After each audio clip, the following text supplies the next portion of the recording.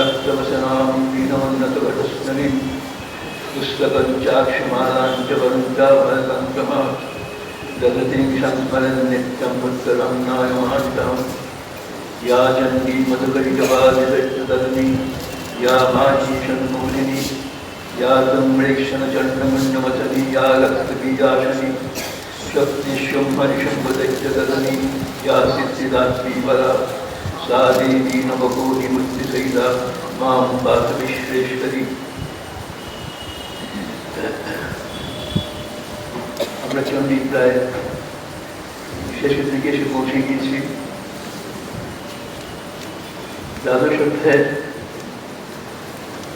ঠিক শেষের দিকে আমরা শুনেছি মহাদেবী শুম্ভ নিশুম্ভ জয়ের পরে দেবতারা যে নারায়ণ স্তুতি করেছিলেন তাতে প্রসন্ন হয়ে তাদেরকে আশীর্বাদ করেছিলেন, অভয় প্রদান করেছিলেন আর বলেছিলেন যে তাঁর এই সপ্তশতী মন্ত্রাত্মক যে অপূর্ব দেবী মাহাত্ম্য এটা যারা পড়বে, যারা শুনবে, দুটোই কিন্তু যারা পড়বে উচ্চার্যম শ্রাব্যমে বচন, যারা উচ্চারণ করবে এবং যারা শুনবে তারা প্রত্যেকেই কিন্তু কৃতার্থ হবে। কিরকম কৃতার্থ হবে, তার ফল কি, কত রকম বিপদ থেকে তারা রক্ষা পাবে এগুলি শুনিয়েছেন মা। দস্যু, ডাকাত, তারপরে বন্যা, ভূমিকম্প, জলস্রোত, বজ্র বিদ্যুৎ, নানান রকম বিবিধ উৎপাত, আধ্যাত্মিক, আদি দৈবিক, আদি ভৌতিক, এই 3 রকম উৎপাত থেকেই এই বই, এই শ্লোক যদি কেউ শোনেন এবং কেউ বলেন এই বিবিধ উৎপাত থেকে সে রক্ষা পায়। বহু রকম করে বলা আছে, আমি বলেছি।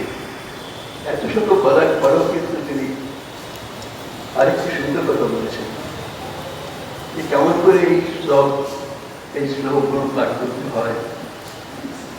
বলছেন এটা সম্যক পঠ্যতে নিত্যম, আমার এই শ্লোক প্রত্যেক দিন, সম্যক শব্দটা খুব তাৎপর্যপূর্ণ।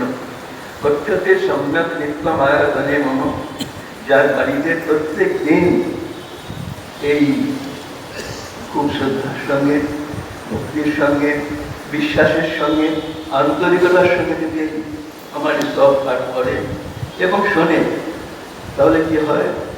সাধারণত বিমুক্ষ্যামি সান্নিধ্যম পত্র বেষ্টিতম, আমি সেই বাড়ি ছাড়বো না, আমি সেইখানেই থাকবো। কিন্তু একটা শব্দ বললেন সম্যক পঠ্যতে, এই সম্যক শব্দটাই খুব গোলমেলে।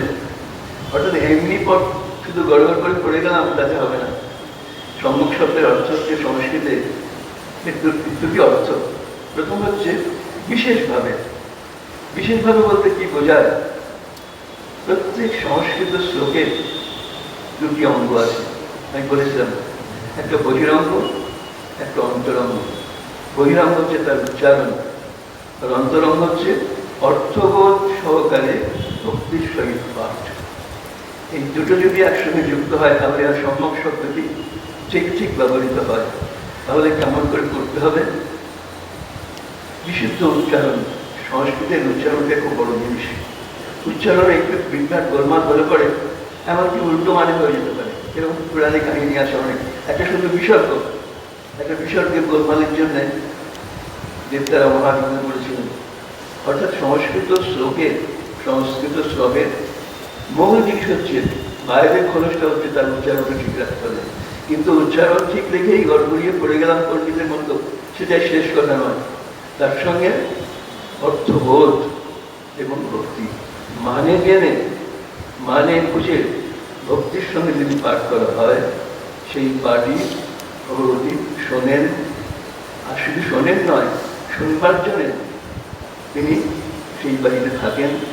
তো সেই বাড়ি সেটা কখনো যান না। আমি সেইখানে বলছেন সান্নিধ্যম তত্ত্বমে স্থিতম, আমি সেখানে থাকি, সেই সন্নিধি সেখানে আমি থাকি। কোথায়? যেখানে আমার এইরকম বিশুদ্ধ উচ্চারণে, মানে বুঝে এবং ভক্তির সঙ্গে ভক্ত পাঠ করে, এবং যারা শোনেন তারাও তো আর উচ্চারণ করছে না, তারা যদি শ্রদ্ধান্বিত হয়ে বিশ্বাস নিয়ে এই মায়ের কথা শুনে তবে একই ফল। শুধু তাই নয়, বলছে কোথায় কোথায় এই চণ্ডীপাঠ অবশ্য করা কর্তব্য। বলি প্রদানে পূজায়াম, আমি বলেছি সব, বলি প্রদানে পূজায়াম অগ্নিকার্যের মহোৎসবে সর্বম মমেতরিতম উচ্চার্যম সাবভূমি বচন। এখানে বলিদান হচ্ছে, এই বলিদান কথা একটু বলেছি না, আগেও একবার বলবো। বলি প্রদানে পূজারাম অগ্নিকার্যের মহোৎসবে সর্বম, এক ছোট্ট কথা, সর্বম মম এতচ্চরিতম উচ্চার্যম সাবভূমি বচন। যেখানে বলিদান হয়, এই সঙ্গে অনেকের গা শুরু উঠবে, বলিদানিত রক্তের ব্যাপার তা কিন্তু নয়। বলি শব্দের অর্থ হচ্ছে উৎসর্গ, নিবেদন। আমরা যা কিছু নিবেদন করি, উৎসর্গ করি, সেই জন্য বলি। বলিবি শাস্ত্রন্ত্রে বলছে, বলিবি দিবিদত্তা সাত্বিক রাজসিকাঞ্চ, দু রকমের বলি আছে, একটা সাত্বিক, একটা রাজসিক, একটা তামসিকও আছে। সাত্বিক বলি কেমন? ফল পুষ্পাদি উপহার, ফল ফুল এই সমস্ত নিবেদন করে যে সাত্বিক বলি। কুষ্মাণ্ডাদি ফল, কুমড়ো, শশা, আখ, কলা, এগুলো কুষ্মাণ্ডাদি ফল পুষ্পাদি উপহার, এগুলো দেবীকে উপহার দেওয়া। আর রাজসিক বলি প্রাণীভি, জীবজন্তু দেহকে দান করাই প্রাণী দান, সেটা হচ্ছে রাজসিক বলি।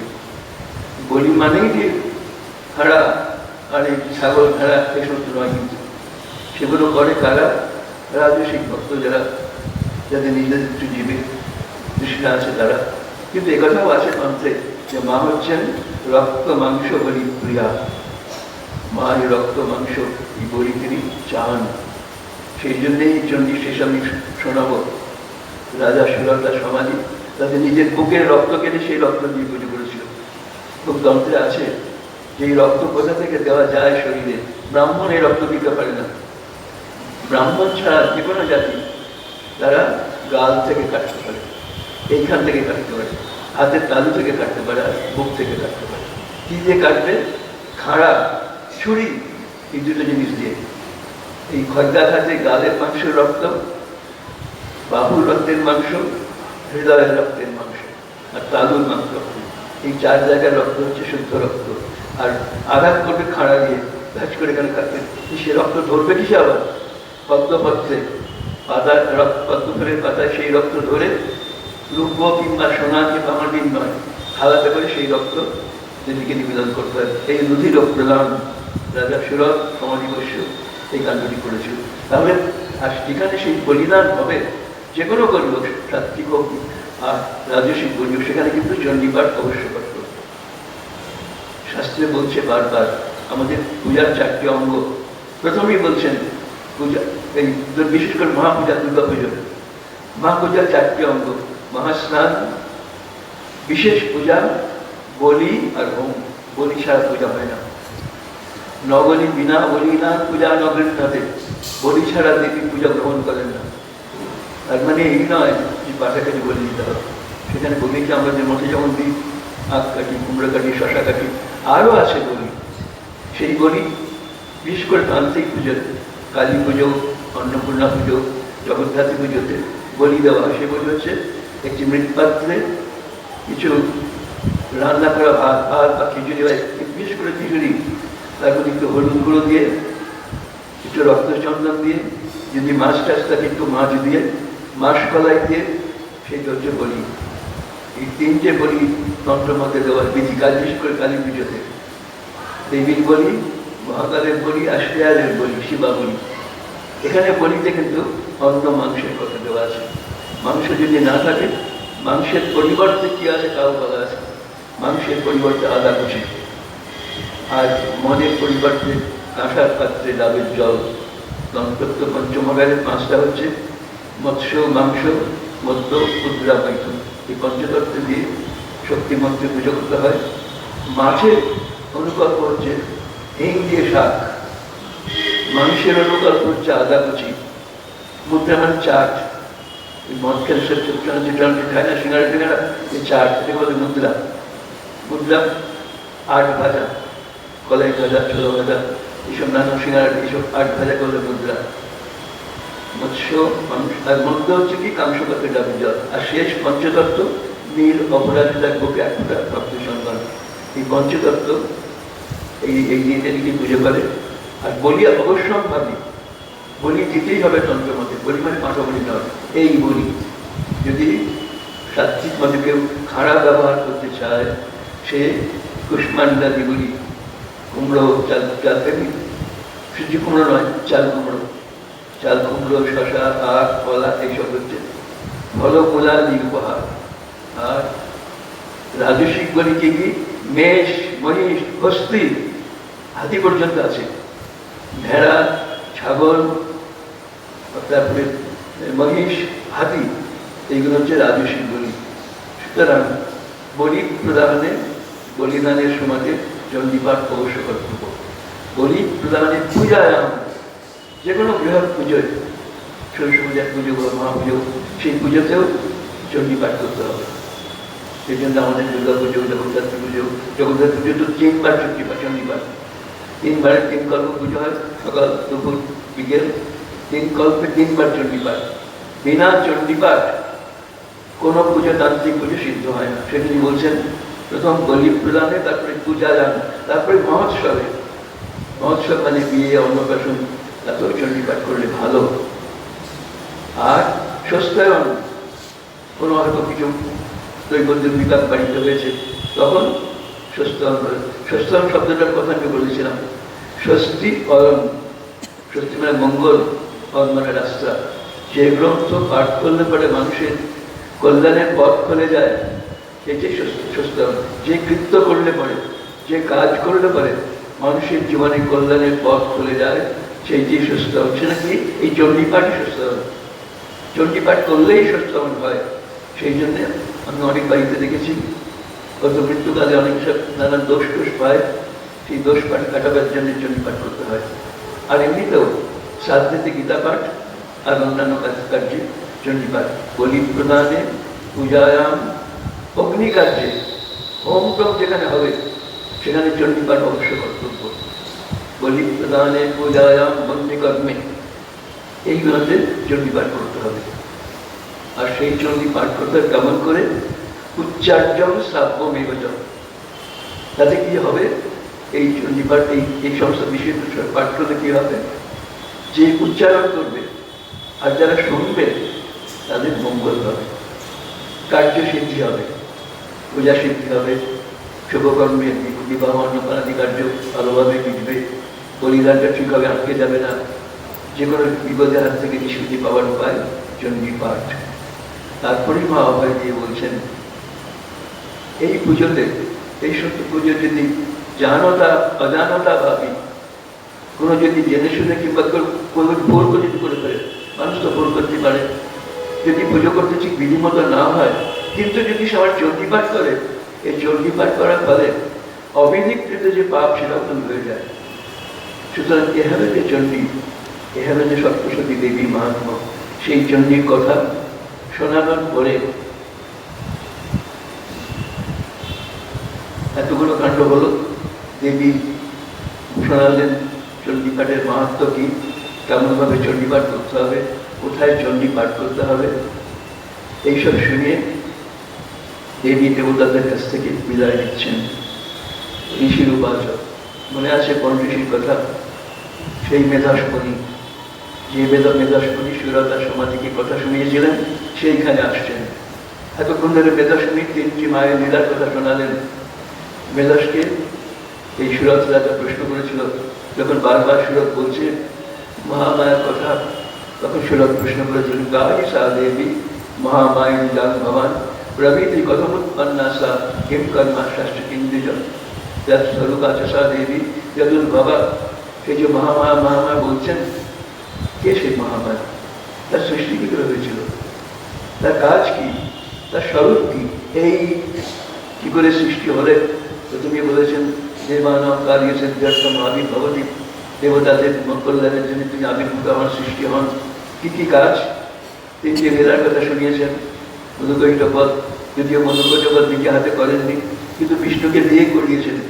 বিষ্ণু তো ঘুমিয়ে কাজা হয়ে পড়েছিলেন, তাকে ঘুম থেকে টেনে তুলে তার মধ্যে শক্তি সঞ্চার করে অসুরদের বুদ্ধি বিভ্রান্ত করে মাই মধুকৈলবকে বধ করালেন বিষ্ণুকে দিয়ে। এটা কিন্তু মায়ের প্রথম লীলা। দ্বিতীয় লীলায় তিনি মহিষাসুর বধ করলেন। তৃতীয় লীলায় সোম্য নিঃসঙ্গ, রক্তবীজ, চন্দ্রমণ্ড, এইসব বড় বড় দৈত্যদের মা শোনা। এই যে তিনটি লীলা, সেই কথা বলছেন যে আমার এই তিনটি লীলা, আমার রূপের কথা বলেছেন। চন্দ্র কেমন, তার রূপ কেমন, দেবীর রূপ কেমন, মহিষাসুর বধের সময় দেবীর রূপের কথা বলেছেন। যখন দেবতারা দেবীকে সৃষ্টি করছেন তখন দেবীর কেমন রূপ, সহস্রভাব দেবীর সে রূপ কেমন, অষ্টাদশ পূজা দেবীর রূপ কেমন, দেবীর রূপের কথা বলেছেন, দেবীর লীলার কথা বলেছেন, আর শেষে দেবীর মহিমার কথা বললেন। দেবীর স্মরণ করলে এই সমস্তগুলো হয়। রূপ, লীলা, মহিমার কথা বলার পরে এখন ঋষি শোনাচ্ছেন এই কথাগুলো। কিন্তু এইবার ঋষি বলছেন সুরজ কুমারীকে, এত কথা বলে দেবী তিক্তোপাসা ভগবতী চণ্ডিকা চণ্ডবক্রমা পশ্যতামেব দেবানাম তত্রৈবান্তরোদ্যত ইতি মুক্তা, এই সমস্ত কথাগুলো বলে সেই চণ্ডবিক্রমা মহাপরাক্রমশালী মহাশক্তিশালী সেই দেবী দেবতাদের সামনে তত্রৈব পশ্যতামেব, দেবতারা দেখতে পাচ্ছেন, দেখতে চোখের সামনেই দেখে সেখান থেকে অন্তর্হিত হলেন। যে দেবী এতক্ষণ দেবতাদেরকে এত অভয়বাণী শোনালেন, সেই দেবী তাদের চোখের সামনেই সেই ক্ষণেই তত্ত্বৈব তিনি অন্তর্ধান করলেন। তারপরে দেবতাদের কি হলো, অসুরদের কি হলো সেই কথা শোনাচ্ছেন। দেবী দেবা নিরালঙ্কা স্বাধিকারান যথাপুরা যজ্ঞ ভাগ ভুজ সর্বে চক্রুর বিনবদার। এই তাদের যে শত্রু ছিল অসুর, তারা নিহত হওয়ার পরে, নিহত হওয়ার আগে দেবতাদের কি অবস্থা হয়েছিল, তাদের যে অধিকার, বায়ুর যে কাজ, অগ্নির যে কাজ, পবনের যে কাজ, ইন্দ্রের যে কাজ, সব কাজ শুম্ভ কেড়ে নিয়েছিল। এসব বেকার হয়ে গিয়েছিল, কর্মহীন হয়ে গিয়েছিল। সব তাদের কর্তৃত্ব, বায়ুর কাজ, অগ্নির কাজ, জলের কাজ, ইন্দ্র দেবতাদের রাজা তার যে ডিউটি, এই প্রত্যেকটি ডিউটি কর্মচ্যুত কাজ হয়েছিল, বেকার হয়ে গিয়েছিল। আর সেই কাজগুলো সব শুম্ভ নিশুম্ভ নিজেরাই দখল করে নিয়েছিল। এখন এই শুম্ভ নিশুম্ভ মৃত্যুর পরেতে তারা নিজের অধিকার ফিরে পেলেন। নিজেদের সেই যে কর্মহীন তারা হয়েছিলেন, সে কর্মের অধিকার ফিরে পেলেন। আর একটা কি হলো, যজ্ঞভাগ। প্রত্যেক দেবতাদের বাঁচবার উপায় মানুষের যজ্ঞের গেতাবতী, সেই গেতাবতীও বন্ধ হয়ে গিয়েছিল অসুরদের ভয়ে। যজ্ঞভাগ থেকে দেবতারা বঞ্চিত হয়েছিল। এই যজ্ঞভাগ অসুররা দখল করে নিয়েছিল। এই অসুরদের মৃত্যুর পরে দুটো কাজ হলো দেবতাদের। এক, তারা স্ব অধিকার ফিরে পেলেন, আর সেই যজ্ঞভাগ তারা আবার পেতে আরম্ভ করলেন। যজ্ঞভাগ ভুজ সর্বে চক্রুর বিনিহতার। এই শত্রুদের নিধনের পরে দেবতারা নিজেদের অধিকার ফিরে পেয়ে আবার তারা স্বর্গে গিয়ে সুখে ভক্তিতে বসবাস শুরু করলেন। আর দেবতাদের কি হলো, দৈত্যাশ্চ দেব্যা নিহতে শুম্ভে দেব রিপৌ যদি জগৎ বিধ্বংসিনী তস্মিন মহাপুরে অগ্র বিক্রমে মহাপরাক্রমশালী। দুর্দান্ত এই রিপৌ শব্দের দুই ভাজি দিয়েছে। নাম করলো প্রথমে শুম্ভের, কিন্তু শুম্ভের দেব রিপৌ, দেবতাদের শত্রু দুই ভাই। শুম্ভ নিশুম্ভ যখন মহাপরাক্রমশালী, এমন ক্ষমতা, জগৎ বিধ্বংসিনী শক্তি, সমস্ত পৃথিবীকে ধ্বংস করতে পারে এমন শক্তি ছিল এই শুম্ভ নিশুম্ভের। সেই জগৎ বিধ্বংসী শক্তির অধিকারী শুম্ভ নিশুম্ভ তাদের মৃত্যু হলে পরে দেব্যা নিহতে কালে তারা দেবী কর্তৃক সেই শুম্ভ নিশুম্ভের নিহত হওয়ার পরেতে বাকি থাকলে কিছু সামান্য কিছু সঞ্জয় বাকি ছিল। তখন নিশুম্ভে সব মহাবীর যে সেই সব পাতাল মহাজেও যখন শুম্ভ নিশুম্ভ দুজনেই মরে গেল, তখন বাকি যুগটা সৈন্য ছিল, তারা ভয় পেয়ে তারা পাতালে গিয়ে পৌঁছল। অসুরদের স্থান পাতাল, এই সব বাকি সৈন্যরা তারা পাতালে চলে গেল।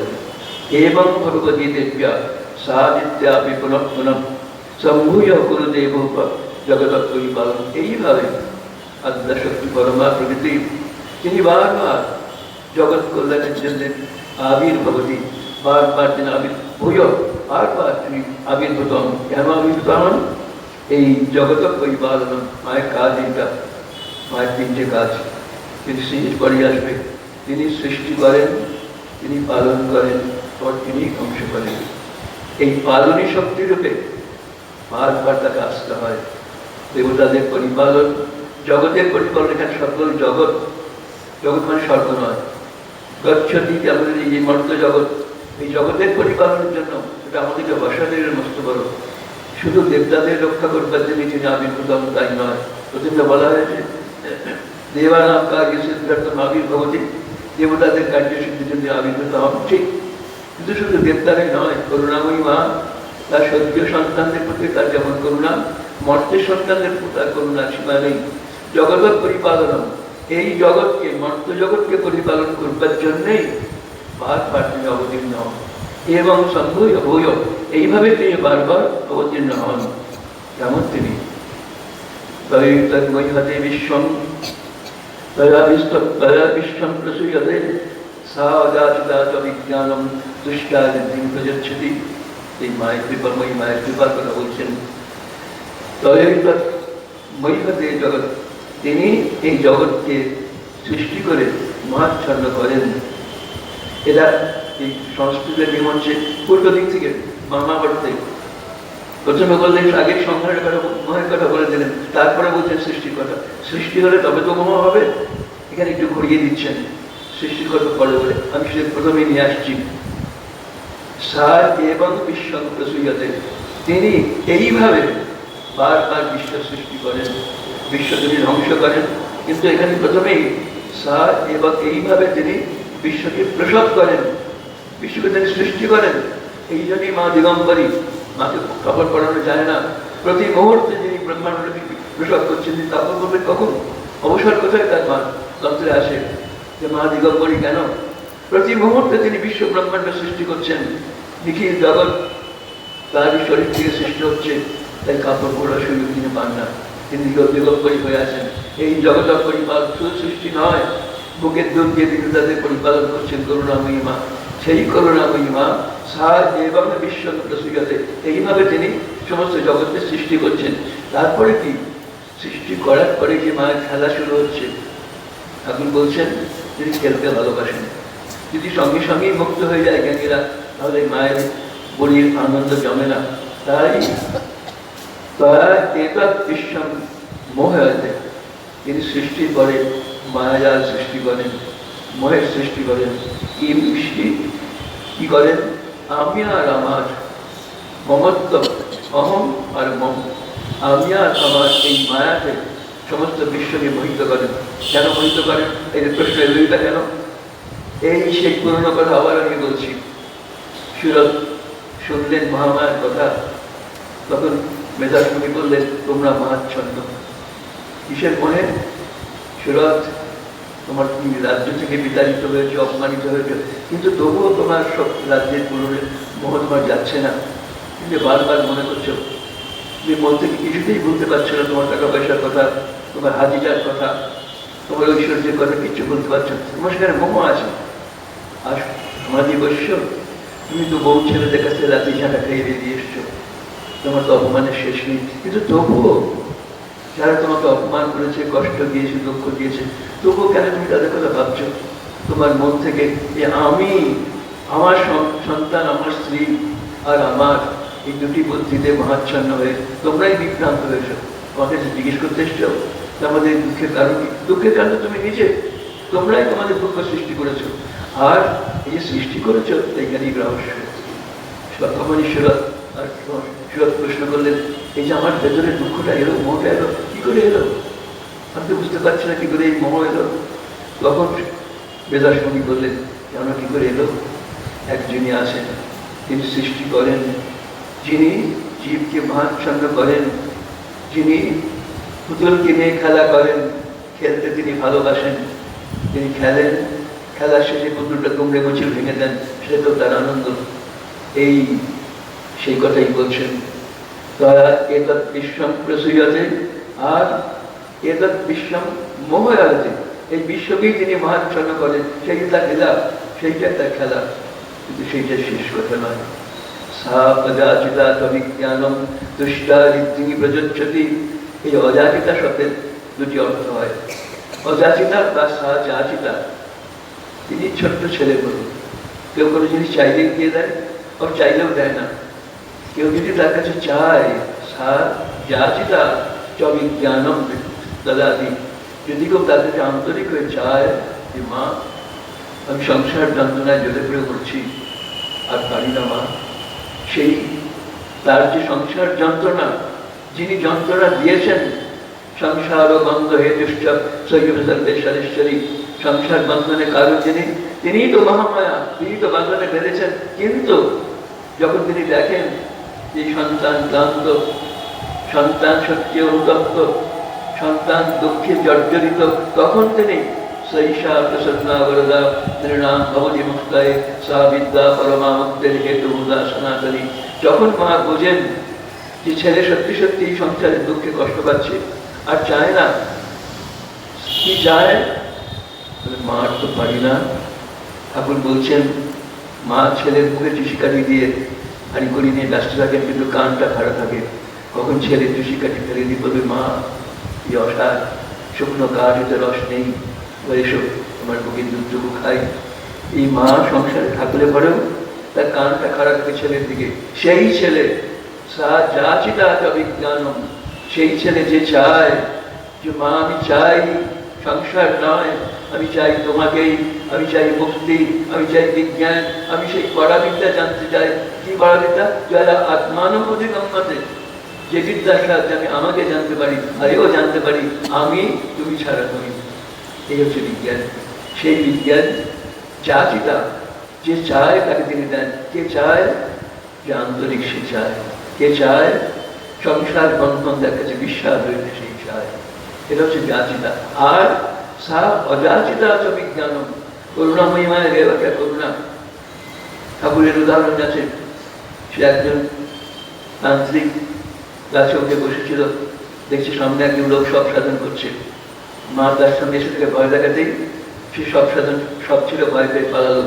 আর যে গাছের ওপর বসেছিল সে তো অদ্ভুত, সে গিয়ে সেই আসনে বসলো, বসে জপ করতে করতেই মা এসে দর্শন দিলেন। তখন সে সাধন করে কিরকম হলো মা, এতক্ষণ ধরে এত কাণ্ড কারখানা করে সব নিয়ে এসে সাধন করলো, তাকে তুমি ভয় দেখে তাড়িয়ে দিলে।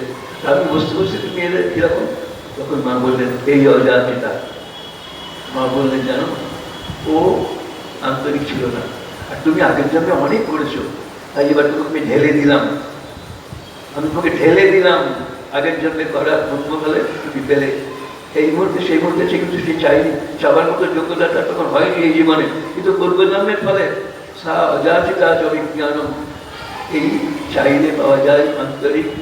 আর মা যদি বোঝেন, সংস্কৃতি আছে, কাকে দেন? যমে বৈশব প্রযুক্তে দেন লভ্য, তিনি যাকে ভালো মনে করেন তাকেই দেন। উপনিষদে বলছে যমে বৈশব প্রযুক্ত দেন লভ্য, যাকে তার মনে হয় যোগ্য, সে যোগ্য পাত্রেই না চাইলেও তাকে দান করেন। বাইরে তার চাহিদা নেই, অন্তর সে মানুষের আর কিছু চায় না। মা অন্তর দেখেন, অন্তর দেখে তাকে না চাইতেই দিয়ে দেন। এই মন্ত্রটা দুটি অর্থ, সা যাচিতা চ বিজ্ঞানম, সা অযাচিতা চ বিজ্ঞানম। আর দুষ্টা যেদিকে প্রযোজ্যতি, তারা সত্যি সত্যি সকাম ভক্তির সঙ্গে মায়ের কাছে কোনো কিছু কামনা করে, তাকে মা সেই মান সম্পদ সেটাও দান করে। মায়ের দুটো কাজ, তিনি ভোগ স্বর্গ অপবর্গতা, তিনি ধর্ম অর্থ কাম মোক্ষ চতুর্বর্গ ফলদাত্রী। যে বিজ্ঞান চায়, যে আত্মজ্ঞান চায়, যে মুক্তি চায়, যে মাকে চায়, মা তাকে তাই দেন। আর যে মার কাছে বলে দুজনের কথাই এখানে আছে, ঈশ্বরত রাজা সমাধি বৈশ্য, এই দুজনের একই নেচার, দুরকম নেচার, তাদের প্রকৃতি বলবেন বলে এই শব্দ বললেন। আর যদি কেউ খুব ব্যাকুল হয়ে ধরে যে মা আমার এখন সত্যি সত্যি ভোগ বাসনা মেটেনি, তাই কৃপা করে তুমি আমার এই জন্মে অন্তত পক্ষে বা আরো কিছু কাল ধরে আমার এই ভোগের তৃষ্ণা মিটিয়ে দাও। মহাভারতে আছে, মহাভারতে আছে কেন, এই ভাগবতেও আছে। যজাতির কথা আপনারা জানেন নিশ্চয়ই, মহারাজ যজাতি। যজাতি তার দুটি বউ, একটা দেবযানী আর একটা শর্মিষ্ঠা। দেবযানী দুটি ছেলে, যদু আর দ্রোহ। আর শর্মিষ্ঠা, দেবযানী ছিল শুক্রাচার্যের মেয়ে, আর শর্মিষ্ঠা ছিল রাজা বৃহত্তরমার মেয়ে। শর্মিষ্ঠার তিনটে ছেলে, পুরু, মনু আর দ্রোহ। এই রাজা যজাতি অনেককাল রাজত্ব করলেও তার মনে ভোগ বাসনার আশ মেটেনি, তৃষ্ণা মেটেনি। তাই রাজা যজাতি একদিন তার ছেলেদের বললো, দেখো আমার আরো ভোগ করতে ইচ্ছে আছে, তোমরা কেউ তোমাদের যৌবন আমাকে দেবে? দেখো কিরকম স্বাদ, দীর্ঘকাল যৌবন ভোগ করো। 5 ছেলের বাবা, 2টো বউ, তবুও তার সংসারের আশ মেটেনি। তখন সেই ছেলেদের দিকে বললো, তোমাদের যৌবন আমাকে দেবে? আমি আরো কিছুক্ষণ ভোগ করতে চাই।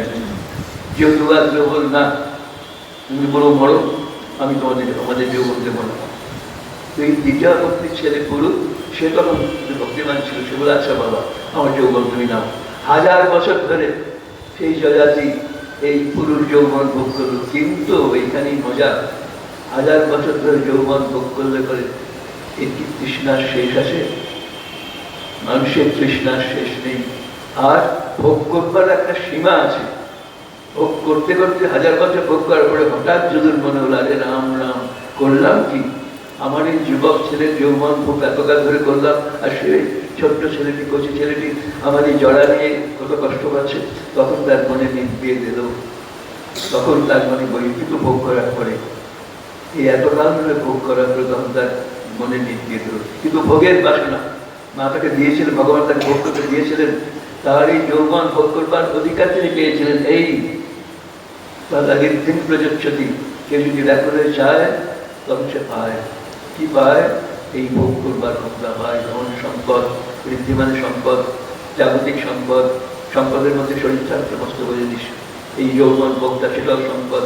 এই সম্পদ তাকে যেমন জয়াতি রাজা পেয়েছিলেন। তাহলে মার কাছে চাইলে জ্ঞান পাওয়া যায় আন্তরিক, চাইলে ভোগের বিষয়ে চাওয়া যায়। কিন্তু প্রশ্ন আছে কেমন করে চাইতে হয়, কতখানি চাইতে হয়। সেই চাওয়াটা যদি ঠিক জানা যায়, আর মা যদি ধরতে পারে যে তার সত্যি সত্যি কোনটা তার প্রকৃত চাওয়া, তখন মা তাকে দেন। সেই কথাই বললে,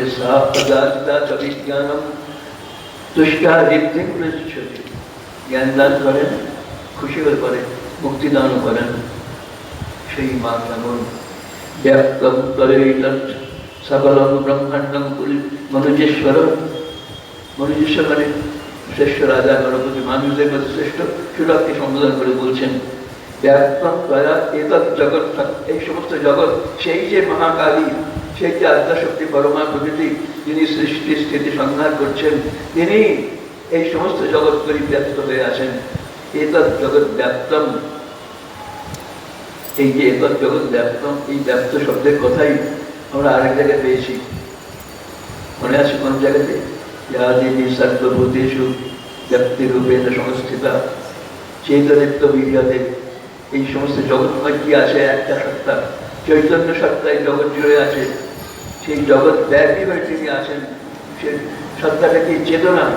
যা দেবী সর্বভূতেষু চেতনত্ব চেতনা ইতি অভিধীয়তে। এই চেতনা রূপে তিনি জগৎ ব্যাপ্ত। চেতনা মানে কি? জ্ঞান, ইচ্ছা, ক্রিয়া। মহামায়া প্রকৃতির 3টে ফাংশন, জ্ঞান, ইচ্ছা, ক্রিয়া। এই জ্ঞান, ইচ্ছা, ক্রিয়াময়ী তিনি চৈতন্যময়ী, কনসিয়াসনেস। এই জগতের সব জিনিসের মধ্যে একটা জিনিস আছে, সে হচ্ছে চৈতন্য, জ্ঞান।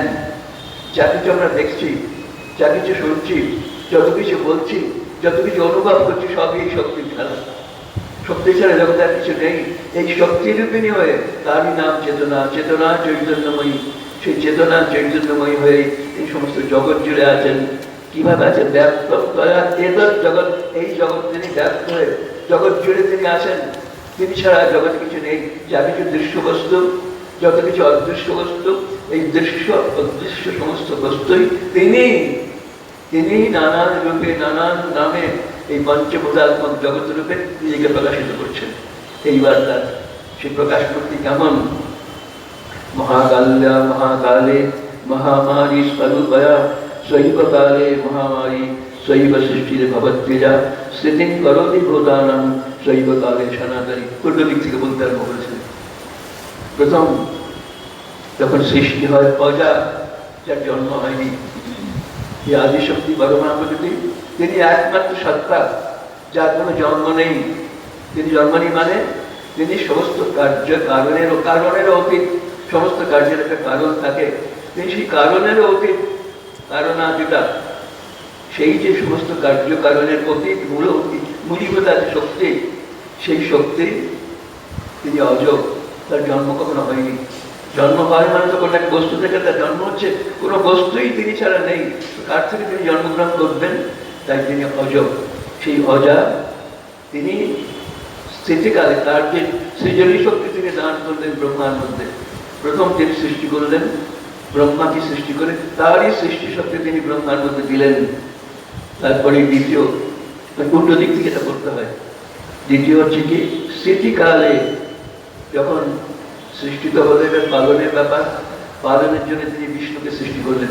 বিষ্ণুকে সৃষ্টি করে বিষ্ণুর মধ্যেই তার পালনী শক্তি দান করলেন। ব্রহ্মার মধ্যে তার সৃষ্টি শক্তি, তারই সৃষ্টি শক্তি, তার সৃষ্টি শক্তি ব্রহ্মার মধ্যে দিয়ে ব্রহ্মাকে সৃষ্টিকর্তা সৃষ্টি করলেন।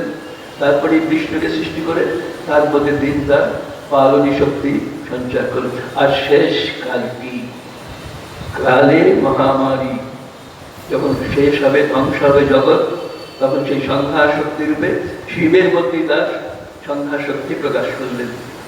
তার আগে একটা সুন্দর লাইন আছে, তিনি কেমন?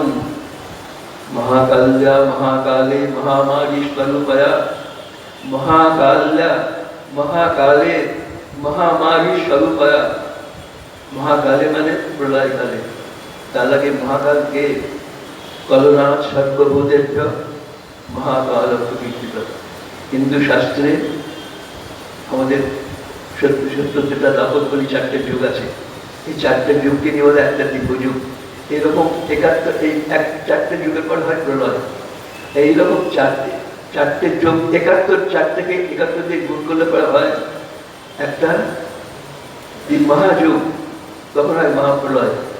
চারটে যুগের শেষে হয় প্রলয়, আর এরকম 71টা চারটে যুগে শেষ হয় মহাপ্রলয়। এই প্রলয় কি হয়? কলনাথ সর্বভূতেভ্য মহাকাল প্রকীর্তিত। এই সমস্ত বিশ্ব ব্রহ্মাণ্ডকে গ্রাস করেন মহাকাল। কাল মানে টাইম, টাইম সময়কে আমাদের প্রতি মুহূর্তে গ্রাস করছে, আমরা বুঝি না। কালকে লোকের হিসাবে আজকে লোক বড় হয়ে গিয়েছে, যাচ্ছে কোন দিকে? এই যে আমার জন্মের থেকে মৃত্যু পর্যন্ত একটা স্ট্রেট লাইন, জন্ম আর মিলন মৃত্যু একই রেখায়, এক প্রান্ত আর আরেক প্রান্ত। এই কদিন পরে জন্মাষ্টমী আসছে, সেখানে কংসকে বসুদেব এই কথাই বলেছিলেন। কংস যখন দেবকীকে মারতে যাচ্ছেন, তখন বসুদেব বললেন, মৃত্যুর জন্ম বাদামি বীর দেহের ভাগরে মঞ্চ, মৃত্যুর জন্ম বাদামি বীর দেহে না সহজায়তে, পদ্ম বা পদ্ম শতান্তে বা মৃত্যুর বই প্রাণীনাঙ্গ। মানুষ যখন জন্মায়, মৃত্যুর জন্ম বাদামি বীর দেহে না সহজায়তে, দেহের জন্মের সঙ্গে সঙ্গেই মানুষ মৃত্যুকে নিয়ে আসে। মানুষ বোঝে না, প্রতি মুহূর্তে মানুষ is going towards death and decay। আমি বলছেন এই মানুষের প্রতি মুহূর্তে মানুষ এগিয়ে যাচ্ছে কোন দিকে? মৃত্যুর পথে। জন্মদিন মানে মৃত্যুর পথে একদিন এগিয়ে যাওয়া। সেই যে কে আমাদের মৃত্যুর পথে নিয়ে গিয়েছে? কাল, সময়। সেই কালকে যিনি কন্ট্রোল করেন, তিনি হচ্ছেন মহাকাল, কাল সংগ্রসনাথ। এই কালকে যিনি গ্রাস করেন, কলনাথ সর্বভূতেভ্য মহাকাল প্রকীর্তিত। এই পঞ্চম সমস্ত বিশ্ব ব্রহ্মাণ্ডকে যিনি গ্রাস করেন, এই চারটে যুগের শেষে তিনি হচ্ছেন মহাকাল। আর একেবারে একটা মন্বন্তরের শেষে 30,67,20,000 বছর পরে এক একটা মন্বন্তর হয়। সেই মহামন্বন্তরের পরে তখন সমস্ত বিশ্ব ব্রহ্মাণ্ড, তখন কি হয়? মহাকালস্য কলনাথ তমাদ্যা কালিকা পরা। এই মহাকালকে তখন তিনি গ্রাস করেন, তিনি মহাকালী। মহাকাল কি করেন? কালকে গ্রাস করেন, সময়কে গ্রাস করেন মহাকাল। আর মহাকালকে যিনি গ্রাস করেন, তিনি হচ্ছেন মহাকালী। এই মহাকালে মহাপ্রলয়ের সময়, যখন মহাপ্রলয়ের সময় তখন মহাকাল আসেন, সেই সময়তে মহাকাল্যা, মহাকালীর দ্বারা কেমন তার মহামারী স্বরূপরা, মহামৃত্যুরূপিণী হয়ে তিনি মহাকালকে গ্রাস করেন। যে মহাকাল সমস্ত বিশ্ব ব্রহ্মাণ্ডকে গ্রাস করেছেন, সেই বিশ্ব ব্রহ্মাণ্ড গ্রাসকারী মহাকালকেও মহামৃত্যুরূপিণী মহামারী কাল, মহামারী মানে মহামৃত্যুরূপিণী মহাকালী গ্রাস করেন। এই কালী হচ্ছে মৃত্যুরূপিণী। করালি করাল তোর নাম, তোর প্রতি নিঃশ্বাসে প্রশ্বাসে। বলছেন স্বামীজি, স্বামীজি কালীর উপর দুটো কবিতা আছে, একটা নাচুক তাহাতে সামান, আর একটা মৃত্যুরূপা মাতা। মৃত্যুরূপা মাতায় বলছেন, O mother, Sarah is telling Sarah, come mother, come, कराली कराल तोर नाम मृत्यु तोर निश्वासे प्रश्वासे तोर भीम चलन निक्षेपे प्रतिपदे ब्रह्मांड विनाशे এই মৃত্যু স্বামীজির দৃষ্টিতে তিনি মা कराली कराल तोर नाम मृत्यु तोर निश्वासे प्रश्वासे तोर भीम चलन निक्षेपे प्रतिपदे ब्रह्मांड विनाशे प्रति পাবায় ব্রহ্মাণ্ডকে ধ্বংস করছেন সেই তাকেই স্বামীজি চাইছেন সাহসে যে দুঃখ দৈন্য চায় মৃত্যুরে যে বাদে বাহু পাশে কাল মৃত্যু করে উপভোগ মাতৃরূপা তারই কাছে আসে মাকে থেকে ভয় হয়ে চলবে না কারণ মৃত্যুকে অবধারিত সেই মৃত্যুকে ভয় না পেয়ে মৃত্যুরূপিণী মহামারী মহাকালীকে যে ভক্তির সঙ্গে হৃদয় ধারণ করতে পারে তারই কাছে মাতৃরূপা তারই কাছে আসে সেই কালীর কথা বলা হচ্ছে মহামারী স্বরূপী মহামৃত্যুরূপিণী মহাকালী যিনি মহাকালকেও গ্রাস করেন তিনি সংহার কর্ত্রী মহাকালী মায়ের তিনটে কাজ তিনি ব্রহ্মার সৃষ্টি শক্তি তিনি বিষ্ণুর পালন শক্তি তিনি শিবের রুদ্রের রুদ্রাণী ধ্বংসকালীনী শক্তি তারপরে ভবকালে শৈব নীনাম ভবকালে নৃণাম শৈব লক্ষ্মী পৃথ্বী উপজায়তে শৈবা ভাবে তথা অলক্ষ্মীর বিনাশ উপজায়তে ভবকাল মানে মানুষের ভালো সময় তাদের ভালো সময় হয় যারা ভালো মানুষ তারা ভালো মানুষ যারা ভগবানকে ভালোবাসে তাদের ভালো মানুষ সুতরাং এই ভগবানকে ভালোবাসা যে মানুষ তাদের সবসময়ই ভালো ভবকালে মানে সেই তাদের মঙ্গলময় সময় সেখানে কি হয় মা লক্ষ্মী তাদেরকে ধন সম্পদ ইত্যাদি দান করেন সেই মা লক্ষ্মীকে মা স্বয়ং মা লক্ষ্মী রূপিণী হয়ে ধনদাত্রী পুত্রদাত্রী সম্পদদাত্রী হয়ে ভবকালে সেই মঙ্গল সময়ে যারা মাকে ভালোবাসে ভগবানকে ভালোবাসে যাদের জীবন পবিত্র যাদের জীবন মঙ্গলময় তাদের সবসময়ই ভালো তাদের গৃহে মা লক্ষ্মী তাদের ধন সম্পদ দান করে শৈবা ভাবে তার যদি অভাব হয় ওই রকম দুষ্ট ওই রকম খারাপ স্বভাব ওরকম হিংস্র মনোভাব এইরকম মানুষ যারা মানে ওই ভালো গুণের অভাব যাদের হয় তাদেরকে হয় অলক্ষ্মী অলক্ষ্মী তাদের বংশে আসেন তাদের সর্বনাশ হয় स्तुता संपूजिता पुष्पै धूपगंधा दिविस्तथा ददाति वित्तं पुत्रांश मतिं धरणे गतिं शुभम् যারা এইভাবে দেবী ভগবতীর পুজো করেন এইভাবে সংকুচিত হয়ে দেবতাদের দ্বারা সংকুচিত হয়ে কি করে পুজো করতে হবে পুষ্প ধূপ গন্ধ চন্দন ফুল লোকটুক দিয়ে যদি মাকে কেউ আন্তরিকতার সঙ্গে পুজো করতে পারে তখন মা বলছেন দদামি বিত্তম পুত্রশ্চ তাকে টাকা দিই সন্তানাদি দিই তার সঙ্গে কি দিই মতি ধর্মে গতি শুভম আমি ধর্মে মতি দিই আর শুভান গতি পরকালে মুক্তিও দিই কত শেষ নিজের পিছন শেষ তিনি বলছেন যারা সত্যি আন্তরিকভাবে আমাকে ডাকে আমাকে ভালোবাসে আমার এই সপ্তশতী মাহাত্মের কথা শুনতে চায় আর ফুল দিয়ে চন্দন দিয়ে ধূপ দিয়ে আমার বিধির মতো অর্চনা করে তাদেরকে আমি টাকা দিই তাদের বংশবৃদ্ধিতে সাহায্য করি ধর্মের মধ্যে দিই সহজ জিনিস নয় ধর্ম মানে কি সেটা আপনার চরিত্রকে ধরে আসে ধর্ম হচ্ছে কত গুণের লক্ষণ এই কলবলায় রুদ্রাক্ষ কিংবা তুলসীর মালা পরে নাড়া মাথায় কিংবা টিকে রেখে গেরুয়া পরে ঘুরে বেড়ানোর ধর্ম নয় ধর্ম হচ্ছে একটু কত 9টা গুণ দৈনিক সমাজ অবস্থায় শৌচম ইন্দ্রিয় নিগ্রহ ধীর বিদ্যা সত্যম তত্র দশম ধর্ম লক্ষণম মনুসংহিতায় বলছে 10টা গুণ যার মানুষের জীবনে আছে ধৈর্য ক্ষমা চুরি না করা মিথ্যে কথা না বলা পবিত্রতা এরকম 10টা গুণ এই 10টা গুণের অধিকারী যে সেই চৈত্রিক ধার্মিক মা এই ধর্ম জ্ঞান তাকে দান করেন দাদাটি মতির ধর্মে তাকে ধর্মের মতি হয় মা সেই রকম আমাদের মনে আমাদের আশীর্বাদ আর কি শুধু ধর্ম করলেই তো হবে না ধর্মের মতি হবে না আমার পরকালে কি হবে এই জন্য তো ধর্ম করলাম গতি শুভাম আমার পরকালের মুক্তিও হবে তাহলে মাকে ডাকলে কি হয় ইহকালে ভোগের সুযোগ পাওয়া যায় পরকালে মুক্তিও পাওয়া যায় इति श्री मार्कंडेय पुराणे सावर्णिके मन्वन्तरे देवी महात्म्ये फलस्तुति नाम द्वादशोत्थान এই ফলশ্রুতি দেবী মহাত্মা পাঠ করলে পরে কি ফল পাওয়া যায়, দেবতাদের স্তব, সেইগুলো শোনানো হলো।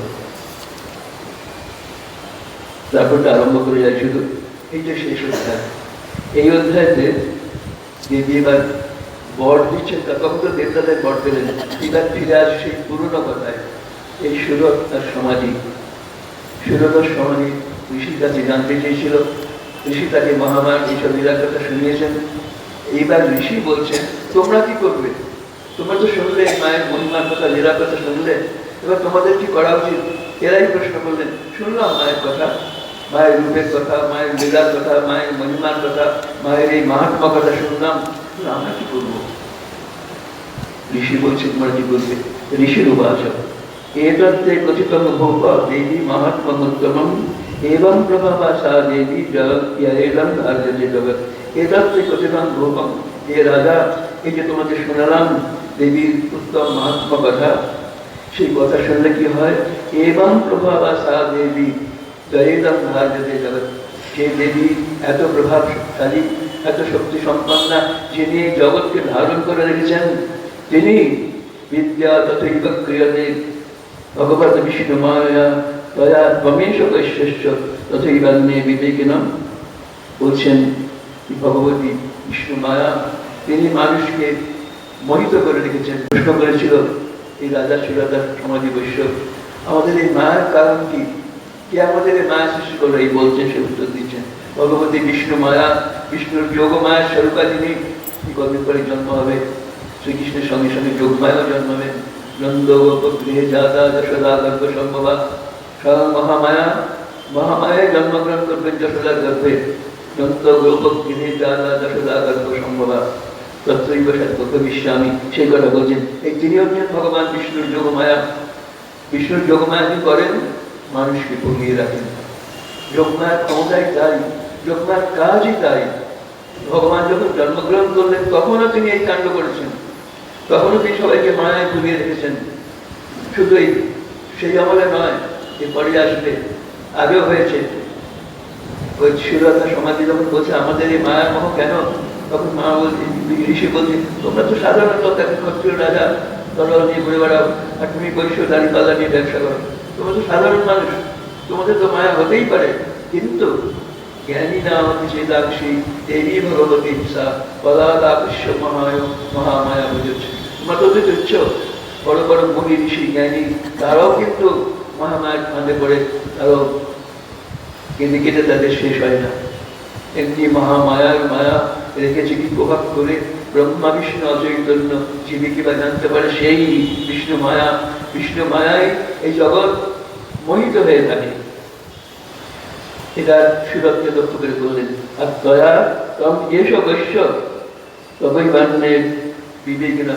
এই রাজা সুরত তুমি, আর বৈশ্য তুমি, আর তোমাদের মতো এইরকম যারা নিজেদের মনে করে আমরা খুব জ্ঞানী, এরা বলেছিল, আমরা তো সব জানি, দুজনেই বলেছি মেধা শুনেকে, আমরা জানি আমাদের দুঃখের কারণ, কিন্তু তবুও কেন যাচ্ছে? তখন বলেছিলেন বোকা। যেমন শ্রীকৃষ্ণ অর্জুনকে বলেছিলেন প্রজ্ঞা বা দাষ্ট ভাষারে, চ্যাটামি করছো কেন, তোমার ঠিক ঠিক জানা হয়নি, সেখানেও তাই বলেছিলেন সমাজ মেধা শুনি। তোমরা মনে করছো নিজেদেরকে জ্ঞানী বিবেকী বলে মনে করছো, কিন্তু বিন্দুমাত্র তোমাদের সেটা আসেনি। শুধু বিবেকের ভ্রান্তি তোমাদের মনে হচ্ছে আমরা সব জানি, সব বুঝি, সেই রকম।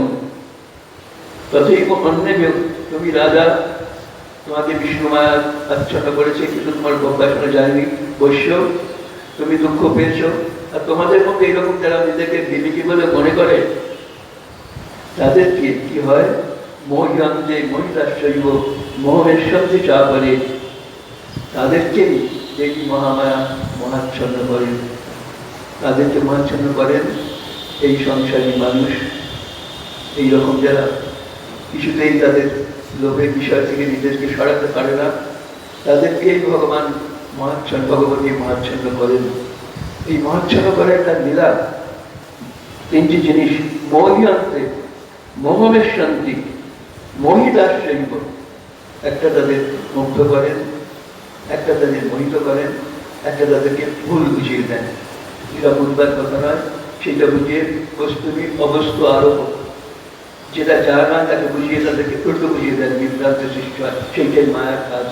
বস্তুনি অবস্তু আরোপ, যেটা যা নয়, অর্থাৎ সত্যকে মিথ্যা বলে মনে করে, মিথ্যাকে সত্য বলে মনে করে, সুখকে দুঃখ বলে মনে করে, দুঃখকে সুখ বলে মনে করে, সুচিকে অসুচি বলে মনে করে, অসুচিকে সুচি মনে করে। এই হচ্ছে মহামায়ার কাজ। সেই যে মোহ সৃষ্টি করা, এই রাজা সুরত আর সমাধি বৈশ্য, তোমার তো জ্যাঠামি করেছ, নিজেদের খুব বিবেকী বলে মনে করেছ। শুধু তোমরা নও, এরকম অনেক জ্ঞানী আছে, এই বলছেন অনেক জ্ঞানী যারা, তাদেরও এইরকম জ্ঞানের ওপর অজ্ঞানের আবরণ চাপিয়ে তাদেরকে আমি মহাচ্ছন্ন করি, মোহিত করি, মুগ্ধ করি, রুদ্ধ করি, বিভ্রান্ত করি। কেন করি? এটাই যে আমার কাজ। এটা যদি না হতো, জগতে যদি সবাই মা মা করে মুক্ত হয়ে চলে যেত, তার জগৎ চলত কি করে? জগৎকে চালাবার জন্যে সংসার মন্ত হয়ে চেষ্টা শৈব সর্বেশ্বরেশ্বরী, এই সব কিছু ঈশ্বরী তিনি কেন? এই জগতে লীলা চালাবার জন্য, খেলবার জন্য। সবাই যদি বলিকে ছুঁয়ে দেয় তাহলে খেলা হয় না। এই খেলবার জন্যই মা মোহরূপিণী হয়ে, বিভ্রান্তি রূপিণী হয়ে মানুষের অন্তরে থেকে তাকে মহাচ্ছন্ন করে জগৎকে ভোগ করার, মাকে খেলতে সাহায্য করার। সেই রাম উপজি মহারাজ শরণং পরমেশ্বরী, এই মহারাজ উপহেরি, সেই পরমেশ্বরী শরণ নাও। কোন পরমেশ্বরী? যে পরমেশ্বরী তোমাকে মহাচ্ছন্ন করেছে। এখন তার কাছে এই চাও কি, মা আমাকে যে বাঁধনে বেঁধেছিলে এই বাঁধনটি খুলে দাও। শরণং উপহেরি, তার কাছে শরণাগত, এই শরণাগতির কথা এই যে বলছেন পরিষ্কার, মা উপহি মহারাজ শরণং পরমেশ্বরী। এই শরণের কথাই গীতার কথা। গীতার কথা শেষ হয়ে আসছে। গীতাতে ভগবান শ্রীকৃষ্ণ অর্জুনকে বলেছিলেন, সর্বধর্মান পরিত্যজ্য মাম একং শরণং ব্রজ, অহং মাম সর্বপাপেভ্যো মোক্ষয়িষ্যামি মা মহারাজ। এখানে ঈশ্বর বলছেন সব কিছু ছেড়ে দাও, উপহি কাছে এসো। কার কাছে? মার কাছে। উপম না সমীপম, মার কাছে এসো, মাকে দেখো, মাকে ডাকো, মাকে স্মরণ নাও। আর মাকে যদি স্মরণ দিতে পারো, তখন এই শরণাগত দিনার্থ গানে করেন রোজ, তিনি স্মরণ যে নেয়, তার কাছে আসেন, যে নিজেকে দিনার্থ বলে মনে করেন, সে শরণাগত ভক্তের জন্য তিনি আসেন সেখানে। সে শরণাগতির পথ এখানে শুনিয়ে দিলেন। গীতাতে অর্জুনকে যেমন শ্রীকৃষ্ণ শুনিয়েছিলেন, এখানে মহামণি মেধস সুরত রাজা সমাধিকে বললেন উপায় নেই, শরণাগতি ছাড়া উপায় নেই। মায়ের এই মহাজালের হাত থেকে নিষ্কৃতি, অন্য কোনো উপায় নেই, শুধু তারই চরণ জড়িয়ে ধরে বলা হচ্ছে, মা আমায় চোখ বাঁধা কানা করবি, বলদ কত ঘোরা কেন, এবার চোখে চুরি করে দেন। এই শরণাগত হতে হবে। শরণম পরমেশ্বরী উপায়, মার কাছে এসো, এসে কাঁদা হয়ে তার শরণাগতে বলো, মা আর তো পারি না। কি করে বলবে? আরাধিতা শৈব নাম ভোগ সাধ্য উপবর্গনা। সেই রকম ভাবে যদি মানুষেরা যদি সেইভাবে দেবীকে প্রার্থনা করে ডাকে, তাহলে দেবী তাকে কি দেন?